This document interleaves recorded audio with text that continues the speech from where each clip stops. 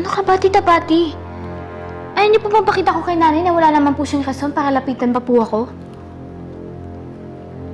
Umalis na sabi kayo eh! Huwag na kayo manggulo dito!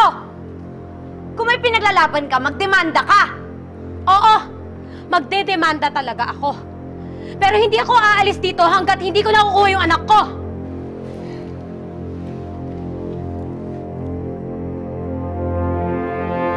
Wala nga dito si Catherine eh! Hindi ko siya ibibigay sa'yo at kung nandito man siya, hindi ko siya ibibigay sa'yo dahil akin lang siya! Hindi! Ako may totoong may karapatan sa kanya dahil ako ang totoong nanay niya!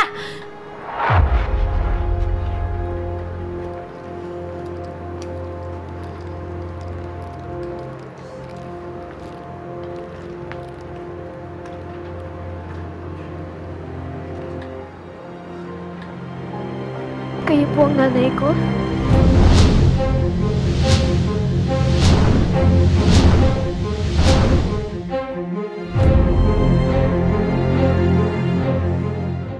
Anak, hindi totoo yun. Nagsisinungaling siya. Umakit ka na sa taas. Tumigil ka! Ako may karapatan dahil ako totoong nanay niya! Nanay po kita? Anak, hindi totoo yan. Totoo yun, anak. Pero surrogate mother ko lang po kayo. Hindi, anak. Sinabi na sa akin lahat ni Tito Jonas mo. Nagsisinungaling po kayo. Comatose po siya ngayon. Anak, hindi! Nagising na si Tito Jonas. Kung ayaw maniwala sa akin, ihaharap ko siya sa'yo para sabihin niya lahat sa'yo. Pwede ba? Huwag mong pilitin ang anak ko! Catherine, umakit ka na sa taas. Sige na. Huwag mong ilayo sa akin ang anak ko. Ako may karapatan sa kanya. Ako ang mami niya! Ako ang nanay niya! Pwede po bang umalis na lang po kayo para tumihimik na po kami dito? Sorry po pero sa mami ko po ako ngayon.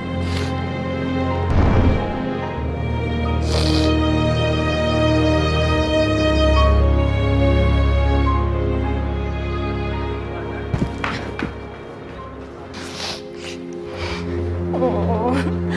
Catherine, bakit naman kasi lumabas-labas ka pa? Bakit po ba sinasabi po ni nanay na siya po yung totoong nanay ko? Huwag ka naman maniwala doon sa sinasabi ni Isabel. Pati pa naman yung bata, pipilitin mo? Hindi ko siya ibibigay sa'yo dahil anak ko siya! Hindi, Scarlett. Magkamatayan muna tayo. Pero hindi ako aalis dito hanggat hindi ko kasama si Catherine! Nagsinungaling na po kasi siya sa akin dati eh. Nung pinakulong niya po yung mami ko pero wala naman po talagang kasalanan. Correct. Nasagot mo na yung tanong mo. Eh, ikaw naman. Basta makinig ka lang sa mga utos ng mami mo. Huwag ka magpapaniwala dyan kay Isabel.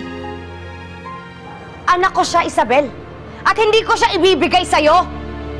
Alam mo, Scarlett, parating na mga pulis. Kaya maghanda ka ng mga paliwanag mo sa kanila at palusot. Pero ito lang ang sasabihin ko sa'yo.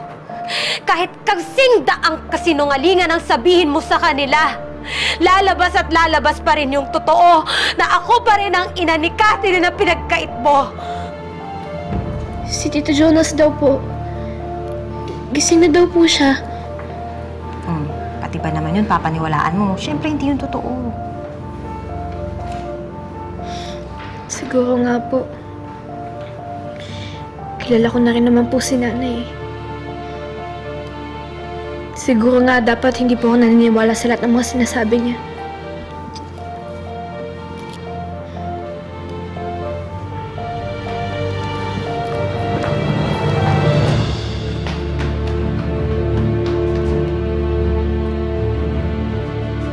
Nagkakamali ka, Isabel. Yung mga pulis na paparating, kayo yung huhulihin nun. Ako ang tumawag sa kanila. Tingnan lang natin kung di kayo makulong sa paggugulo nyo sa amin.